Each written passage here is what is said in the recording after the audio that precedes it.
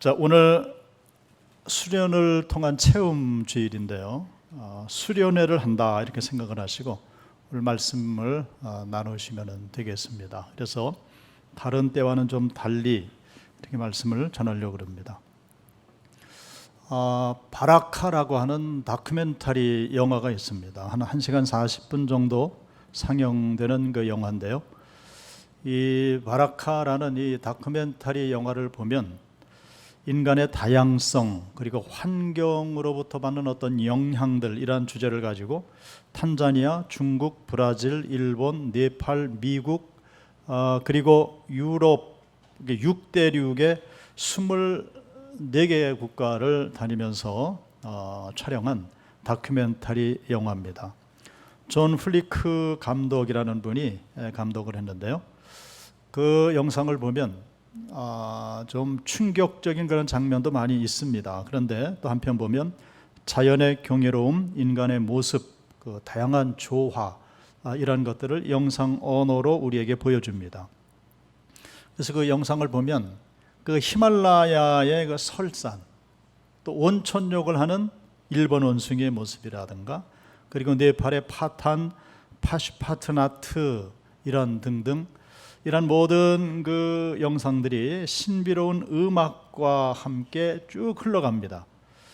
설명이 전혀 없습니다. 그러니까 사람 목소리가 없습니다. 그리고 그냥 배경 음악만을 가지고 세상을 묘사한 그런 영화입니다. 그래서 여러 나라, 여러 문화의 아름다운 이미지를 우리가 볼 수 있는데, 자, 그런데 그 장면들 중에 이 감독이 무엇을 넣어놨냐면은 여러 종교의 종교 의식을 거기에 넣어놨습니다.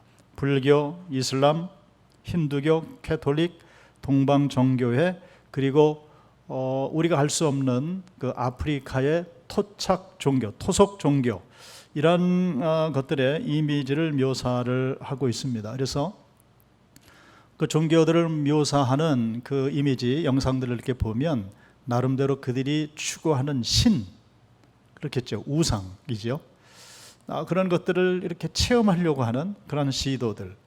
그래서 그런 모습을 통해서 뭔가 신과 만날 수 있는 것 같이 그렇게 영상을 만들어 놨는데, 자, 방송실 준비됐습니까? 그러면 짤막하게 음을 다 뺐습니다. 음을 빼고 영상만 한번 보시도록 합니다. 자, 보여주세요. 자, 먼저는 불교죠. 종을 저렇게 범종을 칩니다. 불교 이미지예요. 그리고 이것은 아프리카 토속 종교의 의식인데 저렇게 껑충껑충 뛰면서 어떤 그 신을 접할 수 있는 뭐 이런 것들을 보여주고 있죠. 저런 그 개기일식, 또 어떤 그 종교적인 또 이런 종교도 또 있습니다. 저렇게 빙빙 돌면서 신을 접할 수 있다는 걸 또 상징적으로 보여줍니다. 마이크 볼륨을 좀 높여 주셔야 될 것 같아요. 자, 이런 것도 있고요. 자, 유대교죠. 통곡에 비유해서 저렇게 몸을 흔들면서 기도를 합니다. 하나님을 만날 것처럼 말이죠. 이거는 이제 정교회죠. 촛불을 저렇게 켜놓고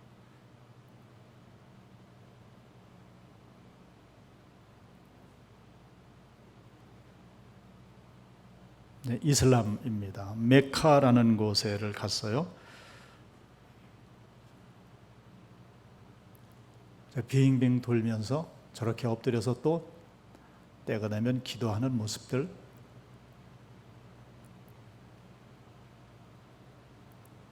이건 이제 성 베드로 대성당 그 안의 모습을 보여줍니다. 캐톨릭이죠.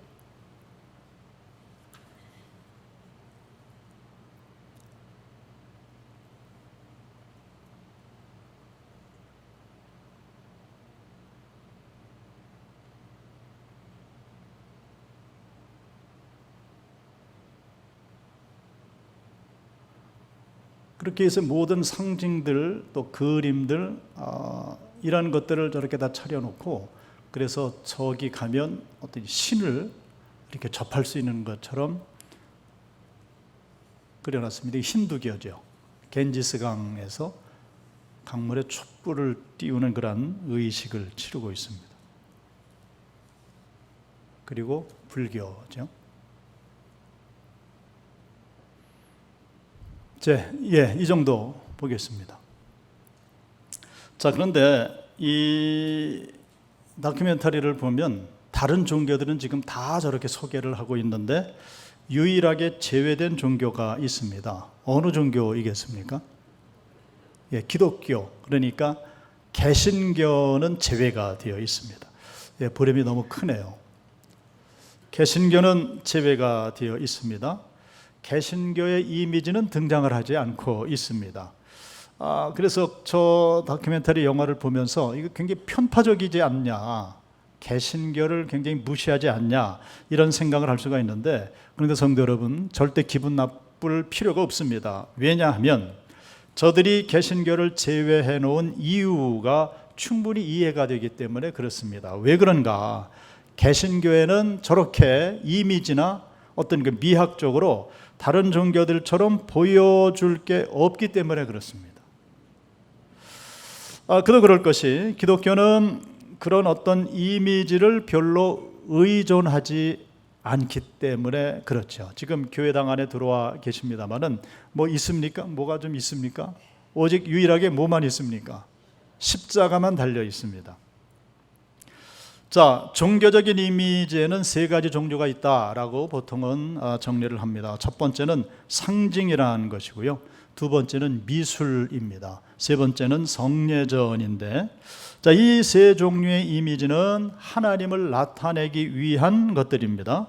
하나님이 눈에 보이지 않기 때문에 눈에 보이는 어떤 상징, 어떤 미술 작품들 혹은 우리가 행하는 성례전을 통해서 하나님을 나타내고자 하는 것입니다. 하지만 우리 개신교는 이러한 상징, 미술, 성례전조차도 의존하지 않는다 하는 겁니다. 설명을 드려봅니다. 그 이유는 우리 개신교 안에는 첫 번째로 이러한 상징물이 별로 없기 때문에 그렇습니다. 만약에 우리 교회에 뭐 그런 일은 없겠습니다만은 도둑이 들었습니다. 밤에 도둑이 들어서 뭘 좀 훔쳐갈까 찾아보니까 뭐 금 촛대도 없고 금 십자가도 없습니다. 아무것도 없습니다. 그래서 도둑이 들어왔다 그냥 돌아 나가야 되는 그런 판이죠. 자, 그런데 캐톨릭 성당에 가면 뭔가 집어갈 것이 즐비하게 있다는 거죠. 자, 또 기독교 안에는, 개신교 안에는 어떤 특별한 예복이나 어떤 장식들 이런 것들을 사용하지 않습니다. 의복을 말씀을 드리면 고작 이 가운 이 정도죠. 가운. 기독교의 고백은 하나님은 상징물 뒤에 숨지 않으신다 하는 겁니다. 상징물 뒤에 숨지 않으신다.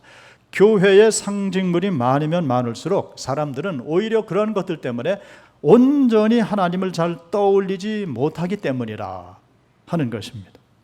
자, 두 번째, 기독교는 미술을 의존하지 않습니다.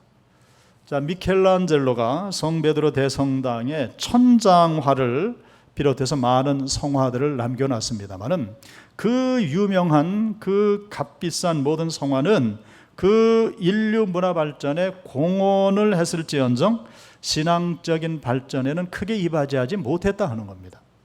다시 말하면 그런 것들을 통해서 사람들을 하나님께로 더 가까이 이끌 수 있는 그러한 도구가 되지 못했다는 겁니다. 만약에 그러한 그림으로 인해서 수많은 사람들이 하나님 앞으로 더 가까이 나왔다면은 지금 유럽은 온통 기독교 부흥으로 인해서 교회당마다 아마 많은 사람들로 감당이 안 될 정도로 대단한 큰 성장을 이루었을 것이라는 거죠. 그런데 유럽 가보셔서 아시죠? 큰 교회당들이 텅텅 비어 있습니다. 모여야 그 큰 성당 안에 뭐 한 10여 명 정도 모여서 예배를 드린다는 겁니다. 그런데 이런 모든 것들보다 더 나은 방법이 있습니다. 즉 하나님을 가까이 만날 수 있는 더 월등한 방법이 있는데 그것은 바로 개신교에서 주장하는 거죠. 딱 두 가지입니다. 성령과 말씀이라는 거예요. 성령과 말씀입니다. 우리가 성령과 말씀을 통해서 하나님을 더 직접적으로 경험할 수가 있는데 뭐하러 그런 상징들, 그런 미술 작품들, 예술 작품들을 통해서 하나님을 느끼려고 하는가? 성 베드로 대성당의 내부를 보면은 정말로 아름답습니다. 가보면은 감탄이 나옵니다. 예술 작품이죠. 하지만은 16세기에 종교 개혁이 시작되면서 모든 개신교들, 즉 개혁교회 예배당 안에 모든 상징물들을 다 치워버렸습니다. 그래서 종교개혁 이후에 그 개혁교회 예배당 안을 들어가 보면은 꼭 상자과 같은 그런 모습이었죠. 자, 이것을 오늘날로 말씀을 드려보면 교회를 개척을 할 때 예를 들면 상가 2층을 빌려서 교회를 개척을 합니다. 성냥갑 같지 않습니까? 자, 그런데 만약에 캐토릭에서 캐토릭 교회를 개척을 한다고 할 때에 이 상가 2층을 빌려서 성당을 개척을 하고 사용을 한다? 그들은 상상도 못할 일입니다. 절대 할 수가 없습니다. 그러나 우리는 오늘도 상가 2층을 빌려서 교회를 개척할 수 있습니다. 할렐루야. 무엇입니까? 하나님의 교회 안에는 다른 것이 필요 없다는 겁니다. 성령과 말씀만 계시면 돼요. 그리고 우리가 앉아서 예배드릴 의자만 있으면 됩니다. 그리고 자그마한 강대상 하나 있으면 되는 거죠. 그래서 우리 개신교에서는 성령과 말씀 이외에 다른 것들은 사실 그렇게 중요하지 않다, 그렇게 필요하지 않다라고 고백을 합니다. 요즘은 어떤 교단은 십자가까지 다 내려버렸어요. 아예 아무것도 없습니다. 그래서 하나님을 경험할 수 있는 길, 하나님을 만날 수 있는 길은 영적인 방법인 것이지 인간의 어떤 감각적인 그러한 것들을 통해서 하나님을 만나고 하나님을 경험할 수 있는 것은 아니다 하는 겁니다. 자, 세 번째, 이 말씀 드렸을 때는 조금 의아하게 생각하셨을지 모르겠는데요, 개신교회는 성례전을 많이 의존하지 않습니다. 물론 세례 예식이 있고요, 성찬 예식이 있습니다만은 우리 개신교에서 성례전을 얘기할 때는 이게 상징설입니다. 상징하는 겁니다. 세례식도 하나의 상징적인 예식이죠. 사람에게 물을 뿌린다고 해서 그가 구원받는 것이 아니죠. 성경은 말씀을 하십니다. 물과 성령으로 거듭나야 한다. 이게 성경의 가르침이죠. 다만 세례식이라는 그 예식을 통해서 눈에 보이지 않는 영적인 변화를 좀 느낄 수 있도록 한 예식으로 취해서 물을 머리 위에 찍어서 안수를 하는 거죠. 자, 성찬 예식도 개신교에서는 상징설입니다. 주님의 몸, 주님의 피로 상징되는 것을 우리가 봤습니다. 자, 그런데 캐토릭에서는 상징설이 아니라 화채설을 주장을 합니다. 그들은 그럽니다. 성령이 임재하시면은 이 떡과 포도주가 진짜 예수님의 몸이 되고 예수님의 피가 된다. 이렇게 그들은 믿습니다. 이걸 화채설이라고 그러죠. 그래서 그들은 성찬식을 하고 남은 그 떡과 포도주를 얼마나 소중하게 여겨서 아주 금고 속에다 넣고 열쇠를 이렇게 잠그지요. 그 정도로 그들은 아주 대단하게 생각을 합니다. 자, 원래 캐토릭 교회는 7개의 성례전이 있었습니다. 첫째는 세례식, 두 번째 성찬식, 그리고 세 번째 견진성사라는 게 있죠. 우리는 입교식, 그리고 종부성사라는 게 있는데요, 우리는 임종예배를 드린다고 합니다. 또 그들에게는 고해성사가 있는데 회개 기도를 드리는 거죠. 그리고 혼배성사라는 것이 있습니다. 결혼예배입니다. 그리고 사제소품식, 신부소품식을 하는데 우리는 목사 안수식을 하게 되죠. 자, 이렇게 7개 예식이 있었는데 마틴 루터가 종교개혁을 하면서 7개를 2개로 줄여버렸습니다. 그래서 뭐만 남아 있습니까? 세례식과 성찬식만 남아 있습니다. 왜 그럼 마틴 루터가 세례식과 성찬 예식만 남겨놓았는가? 이 2가지만 예수님께서 직접 제정하신 것이기 때문에 2가지 이 성찬식, 세례식을 지금 남겨놨습니다. 자, 그런데 여러분 구세군 아시죠? 윌리엄 부스의 구세군을 가보면은 구세군은 세례 예식과 성찬 예식마저도 다 없애버렸습니다. 그래서 구세군은 이 성례식이라는 것이 없어요. 그러니까 그 이유가 무엇인가? 형식적인 예식보다는 본질에 더 충실하자. 그래서 그 두 개도 다 없애버리고 말았습니다. 자, 좀 전에 말씀을 드렸습니다. 자, 우리는 성령과 하나님의 말씀이라고 그랬죠. 성령과 하나님의 말씀을 다른 어떤 예식보다도 하나님을 만나기 위한, 하나님을 체험하기 위한 더 나은 방법이라고 판단하고 그렇게 정리를 했기 때문에 우리는 성령님 그리고 하나님의 말씀만 있으면 된다 하는 것이죠. 그래서 이런 결론이 나옵니다. 하나님은 상징물 뒤에 숨어 계시지 않고 미술작품 뒤에도 숨어 계시지 않고, 그리고 하나님은 어떤 그 예식 뒤에도 숨어 계시지 않는다. 하나님은 당신을 아주 분명하게 드러내시는데 그 하나님을 드러내시는 방법이 성령 하나님의 역사와 하나님의 말씀, 그리고 더 분명한 직접적인 하나님의 계시는 당신의 아들 예수 그리스도를 통해서 당신을 우리에게 나타내신다 하는 겁니다.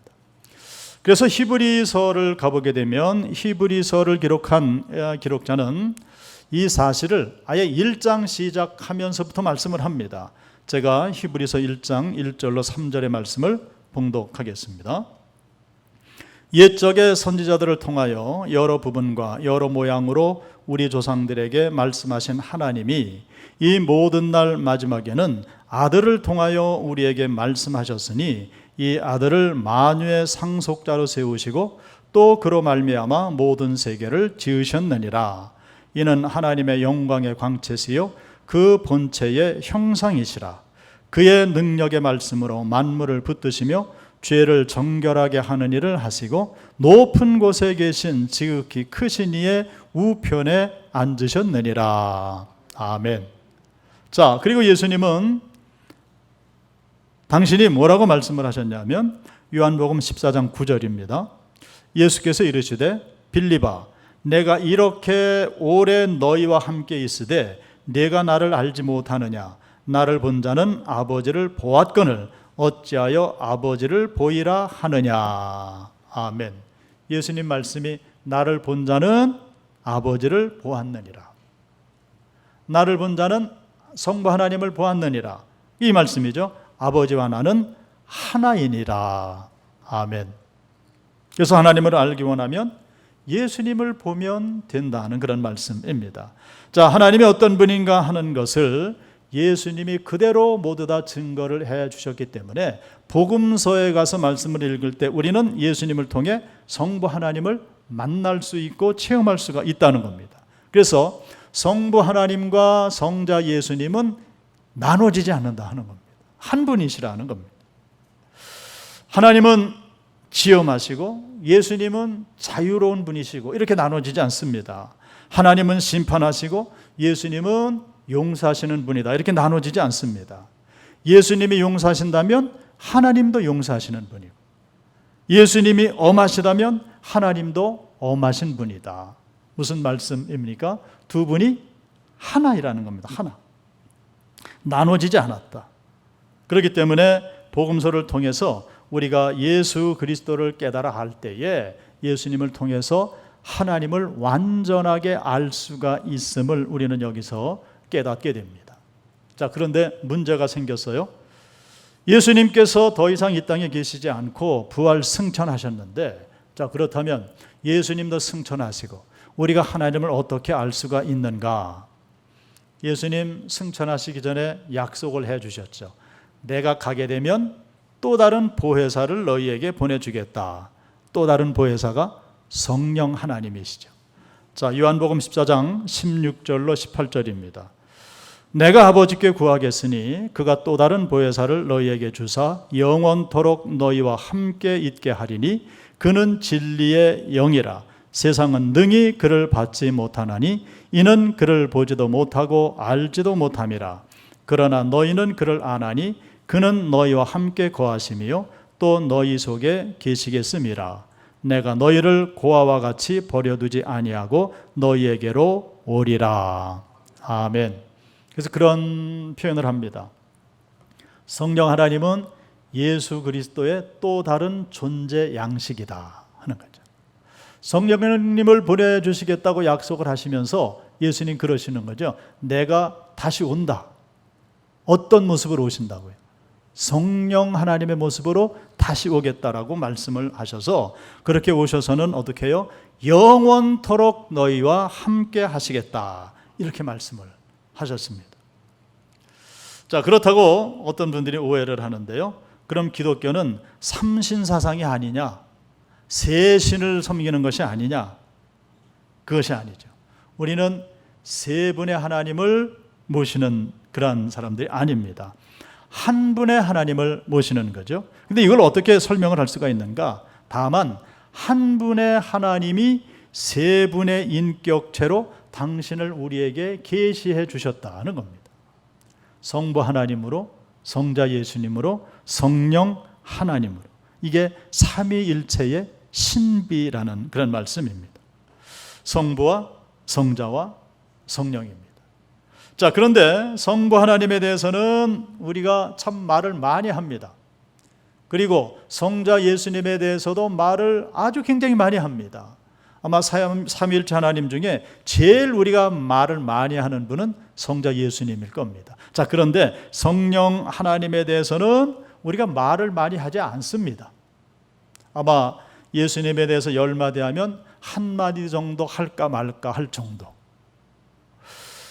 아버지 하나님에 대해서는 많은 사람들에게 우리가 얘기를 하고 예수님에 대해서는 그렇게 말을 많이 하는데 성령 하나님에 대해서는 말을 하는 사람이 그렇게 적다 하는 겁니다. 이게 말이죠. 신학적으로도 그렇습니다. 이 신학을 공부해 보면 성령론에 대해서 나온 책들이 많지 않습니다. 이게 참 희한한 일입니다. 그런데 참 아이러니하게도 그 삼위일체 하나님 중에서 우리와 지금 가장 가까이 계신 분은 누구세요? 성령 하나님이시라는 겁니다. 그런데 제일 말을 많이 안 해요. 그 성령님에 대해서. 우리 안에 거하시는 성령 하나님이십니다. 고린도전서 12장 3절입니다. 그러므로 내가 너희에게 알리노니 하나님의 영으로 말하는 자는 누구든지 예수를 저주할 자라 하지 아니하고 또 성령으로 아니하고는 누구든지 예수를 주시라 할 수 없느니라. 아멘. 성도 여러분, 예수님을 우리의 구주로 고백하십니까? 예수님을 향해서 나의 주님이라고 고백을 하십니까? 그런데 그렇게 고백할 수 있는 것은 우리의 어떤 지식, 우리의 능력이 아니라는 겁니다. 우리의 의지가 아니라는 겁니다. 그렇게 고백하는 것은 누구의 도우심 때문이에요? 성령 하나님. 우리 안에 내주하시는, 지금도 우리 안에 계시는 성령 하나님의 도우심을 받아서 우리가 예수님이 나의 구세주시요 예수님이 나의 주인이십니다 라고 고백을 하고 있다는 겁니다. 그런데 조금 전에도 말씀을 드렸습니다마는 참으로 아이러니하게도 가장 가까이 계시고 우리를 가장 많이 도와주시는 성령 하나님이신데 말을 많이 안 한다는 겁니다. 성령에 대해서 거론을 잘 하지 않아요. 우리가 예수님을 복음을 전함에도 성령님을 많이 전하지를 않는다는 그런 말씀입니다. 그래서 이 성령님과 예수님도 결단코 나누어지지 않습니다. 성령님이 당신 자신을 드러내는 것이 사실은 아니고요. 보이지 않지 않습니까? 그런데 성령님은 예수님을 드러내시는 그런 사명을 가지고 그 일을 하시는 분이라. 그러므로 이렇습니다. 우리가 성령 체험을 해야 되는데요. 그 성령 체험은 우리로 하여금 예수님을 더욱더 가까이 그리고 절실하게 주님을 만나 뵐 수 있는 그런 지름길이라 하는 겁니다. 근데 많은 사람들이 잘못 받아들여서 성령 체험을 한다 그러면은 뚜뚜랄라 하고 방언을 하고 통별을 하고 예언을 하고 치유 역사를 하고 이것을 생각을 하는데 성령을 체험한다는 말은 그러한 은사적인 면은 사실은 12번째입니다. 그런 은사를 주시면 행할 수 있지만은 가장 중요한 것은 성령을 체험할 때마다 우리는 고백하게 되는 것이 예수님께서 나와 함께 하신다. 이것을 깨달아 알고 그 체험을 고백하신다는 거예요. 그래서 보혜사가 즉 성령님이 영원히 우리와 함께 하신다라는 말씀은 예수님께서 재림하시는 그 날까지 성령 하나님은 우리를 떠나지 아니하시고 우리와 함께 하시고 당신이 세우신 교회와 함께 하시는 분이라 하는 겁니다. 그래서 이후로 오늘 이런 사실을 깨달아 알면 우리가 하나님 앞에 기도할 때에 성령 충만함을 위해서 기도를 많이 하셔야 됩니다. 왜요? 성령 충만하면 충만할수록 예수님을 우리가 깊이 깨달아 알고 예수님을 체험하고 하나님의 은혜를 받는 것이 되기 때문에 예수님을 부르시기 전에 먼저 성령님을 부르시기를 주님의 이름으로 축복합니다. 축복합니다.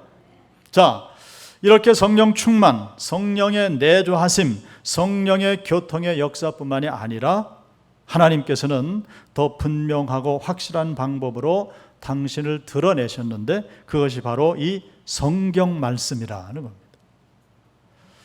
하나님의 말씀, 그것을 성경에 기록을 하게 하셨습니다.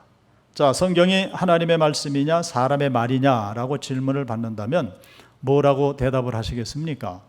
성경이 하나님의 말씀입니까? 사람의 말씀입니까? 성경은 하나님의 말씀인 동시에 사람의 말입니다. 왜 사람의 말이라고 하는가? 사람들이 기록했기 때문에 그렇습니다. 그럼 어떻게 성경이 하나님의 말씀이 되는가? 하나님의 성령의 감동을 받은 사람들이 기록한 책이기 때문에 하나님의 말씀이라고 이야기를 하는 겁니다. 정리를 하면 그렇습니다. 이 성경은 하나님의 말씀인데 사람의 말이라고 하는 이유는 성령에 감동된 사람들이 기록했기 때문에, 그래서 하나님의 말씀인 동시에 사람의 말이다, 그렇게 이야기를 합니다. 그래서 이 성경을 가까이 하고 성경을 읽고 묵상할 때에 우리는 하나님의 음성을 들을 수가 있습니다. 자, 그런데 성경을 이렇게 펼쳐서 보시면은, 자, 요즘 우리가 두 친구 운동을 하지 않습니까? 성경을 펼쳐서 읽으면은, 성경을 딱 펼치면 일단은 글씨가 이렇게 들어옵니다. 글씨로 들어오는데 참 이게 희한한 일이요. 이렇게 활자로 글씨로 인쇄를 해놓은 책을 우리가 읽는데 이 성경을 읽을 때에 우리가 하나님의 신비한 음성을 들을 수가 있다는 겁니다. 할렐루야. 이게 참 기가 막히죠. 신학자 칼 바르트라는 분은 이런 얘기를 했습니다. 하나님의 음성이 성경 속에서 우리를 기다리십니다. 아멘입니까? 하나님의 음성을 듣길 원하시면 그래서 성경을 덮어놓지 마시고 펴셔야 됩니다. 성경을 펼쳐서 성경을 읽으셔야 됩니다. 왜 우리가 성경을 읽고 묵상하며 경건하게 이 성경책을 대해야 하는가? 지식을 얻기 위한 목적이 아니죠. 의무적으로 하는 것도 아닙니다. 어떤 분들은 의무적으로 읽으려고 하는데요, 의무적으로 읽으려고 하는 것은 성경 말씀의 능력을 모르기 때문에 그렇습니다. 경건 때의 성경 말씀을 읽는 중에 그 속에서 우리에게 말씀하시는 하나님의 음성을 들을 수 있기 때문에 이 하나님의 말씀인 성경책을 경건하게 대해야 되고 날마다 읽고 펼쳐서 묵상을 해야 하는 겁니다. 그렇게 읽고 묵상할 때에 하나님은 우리 마음속에 와닿는 말씀을 반드시 주신다는 겁니다. 할렐루야. 왜 그렇습니까? 하나님 살아계시기 때문에. 또 이 성경 말씀이요, 아주 신묘막측합니다. 이미 우리는 성경을 많이 접하고 읽어본 그런 사람들입니다. 그래서 이미 잘 아는 말씀이지만은 또다시 읽고 또다시 읽고 또다시 읽는 도중에 전혀 기대하지 않았던 어떤 구절이 우리 마음에 확 와닿게 되면서 하나님의 음성을 듣게 된다는 것. 그리고는 이전에는 알지 못했던 어떤 새로운 의미가 그 안에 담겨져 있는 것을 발견을 하고 마음속에 기쁨을 주시고 소망을 주시고 삶의 비전을 허락해 주시는 거죠. 자, 이러한 책을 읽다가 하는 이러한 경험들은 세상의 어떤 문학 작품을 통해서 얻을 수가 없습니다. 성도 여러분, 소설책을 읽어보셨죠? 소설책을 하나 구입해서 읽습니다.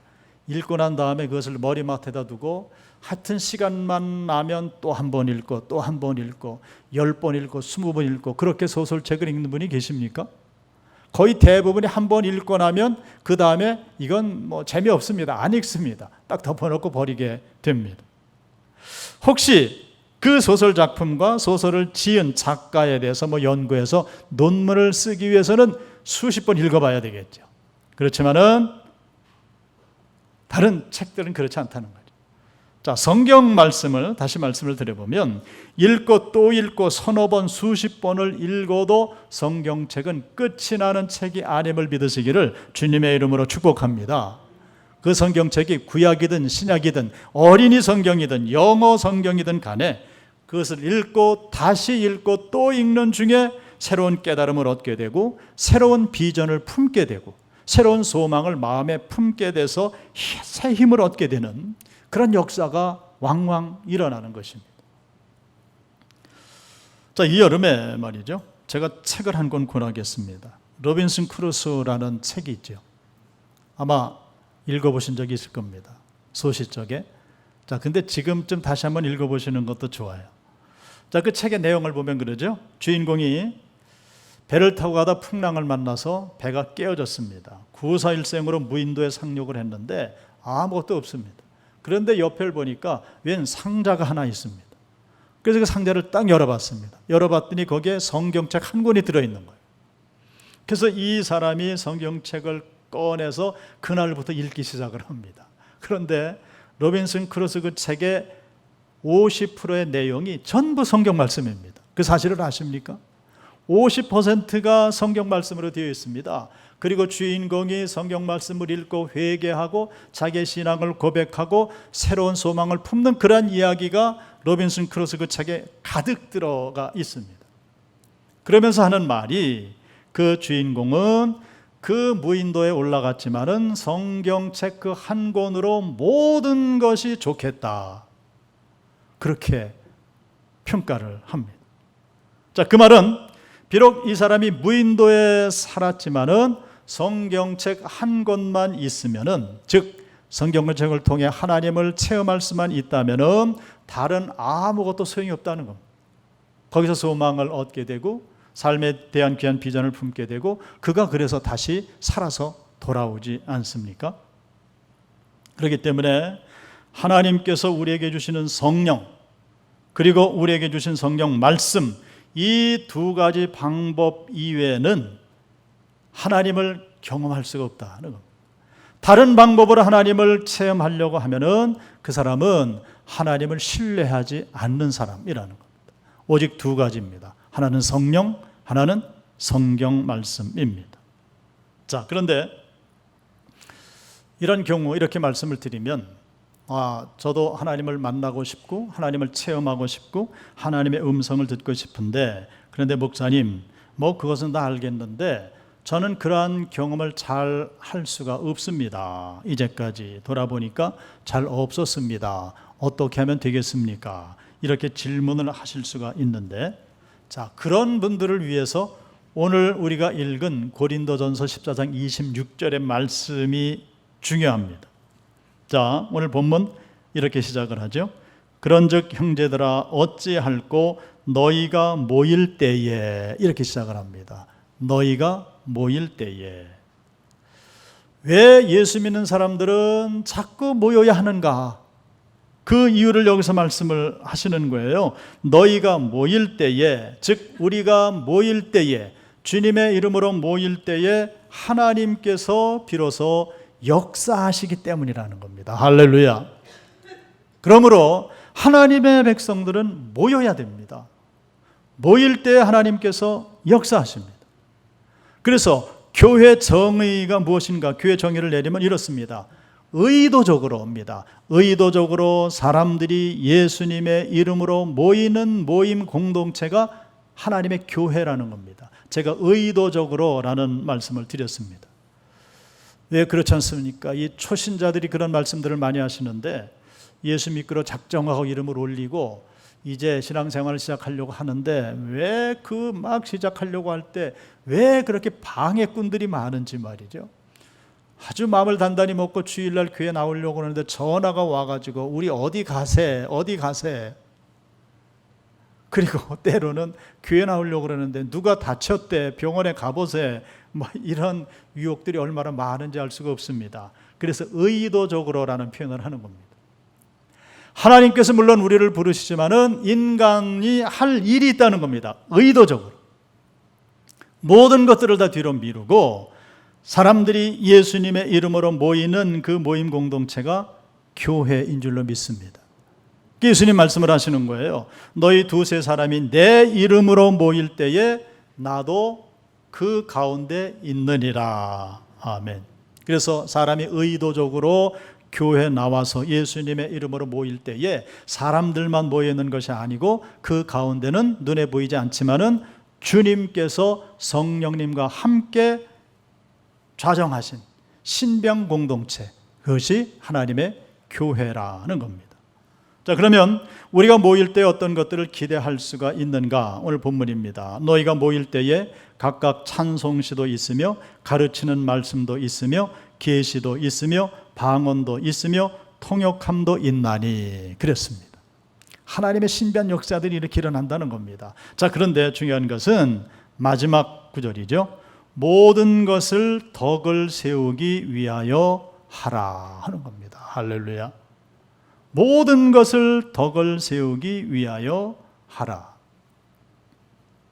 이렇게 많은 주의 백성들이 모여서 예배를 드릴 때에 다양한 은사들을 가진 지체들이 이렇게 모여서 하나님 앞에 사실은 예배를 드리고 있는 것이죠. 그리고 그리스도의 몸을 세워 나가는 겁니다. 자, 그런데 예배를 통해 다양한 영적 은사들로 모든 지체들이 몸된 교회를 세워 나갈 때에 가장 조심해야 될 것은 모든 것을 덕을 세우기 위하여 하라 하는 겁니다. 할렐루야. 성도 여러분, 이 말은 하나님의 십자가의 사랑 가운데 교회의 공익과 교회의 덕을 세우기 위해서 질서 있게 이 모든 일들을 시행해야 한다라고 말씀을 하시는 겁니다. 그러므로 우리는 하나님의 말씀의 권면을 들어야 되고요. 그리고 하나님의 말씀을 날마다 배워야 하는 것입니다. 우리가 믿는 하나님은, 우리가 섬기는 하나님은 질서와 화평의 하나님이시기 때문에 그렇습니다. 그래서 우리는 이 말씀을 통해 큰 도전을 받게 되는데 그거죠. 우리의 섬김은 어떤 모습을 하고 있는가? 우리가 하나님 앞에 예배 드릴 때 우리는 어떤 모습으로 하나님 앞에 예배를 드리고 있는가? 답은 그거죠. 성령 하나님의 질서 있는 성령 하나님의 역사에 인도하심을 받아서 하나님 앞에 나아가고 있는가? 그렇게 교회의 공익을 위해서 교회의 덕을 세우면서 하나님 앞에 영광을 돌리고 있는가? 그래서 성도들은 마땅히 모든 것이 하나님께로부터 시작됐음을 확신하고 스스로 높아지지 않아야 된다는 겁니다. 자고하지 말고 모든 일에 청지기의 정신, 그 마음을 가지고 섬겨야 된다는 겁니다. 여러 청지기가 있죠. 시간의 청지기, 지식과 지혜의 청지기, 자유와 권리의 청지기, 재능의 청지기, 물질의 청지기, 직분의 청지기, 청지기의식입니다. 모든 것을 하나님의 영광을 위해서, 교회 공익을 위해서, 바른 세움을 위해서 이 모든 것들을 사용하며 나갈 때에 우리가 그러잖아요. 하나님께서 영광을 받으신다. 근데 그 말은, 하나님께서 영광을 받으신다는 말은 다른 말로 바꾸면 하나님께서 그 모임 가운데 당신을 계시하신다, 당신을 드러내신다, 당신 숨지 않으신다라는 그런 말씀이 됩니다. 자, 오늘 우리가 하나님 앞에 주일 예배로 모였습니다. 오늘도 하나님은 분명히 이 예배를 통해서 그렇게 역사하시고 당신을 드러내실 겁니다.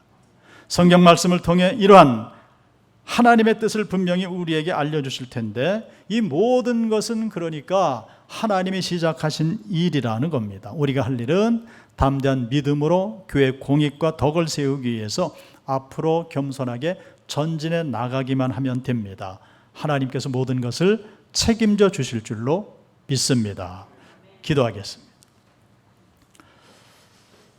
수련을 통한 체험 주일을 맞아서 아버지, 몸된 교회의 바른 모습들 우리가 수련을 받으며 하나님을 만나는 모든 방법들을 또한 수련을 통해 배우게 되며 주님 앞에 영광 돌리게 하시니 감사합니다. 여타 종교들은 많은 상징이나 미술품이나 또한 특별한 여러 가지 성례전을 통해서 하나님을 체험하는 그런 모습들 보이지만은, 또 여타 종교들은 우상을 만나는 그런 방법들을 추구하지만은, 오직 하나님께서는 성령 하나님과 말씀을 통해 주님을 만나게 하시고 또한 당신을 우리 가운데 드러내 주시는 줄로 믿습니다. 바라고 원하옵기는 우리가 이 모든 것들을 깨달아 할 때에 모든 것의 청지기로 겸손히 낮아져 그 하나님을 바라보게 하시고, 성령 하나님의 인도하심을 받아 말씀의 반석 위에 늘 세움받는 하나님의 백성들이 되게 하여 주시어서 날마다 주님을 만나며 음성을 드리며 주님 주시는 소망 가운데 넉넉함으로 승리하는 우리 모두가 되게 하여 주시옵소서. 예수 그리스도의 이름으로 기도드리옵나이다. 아멘.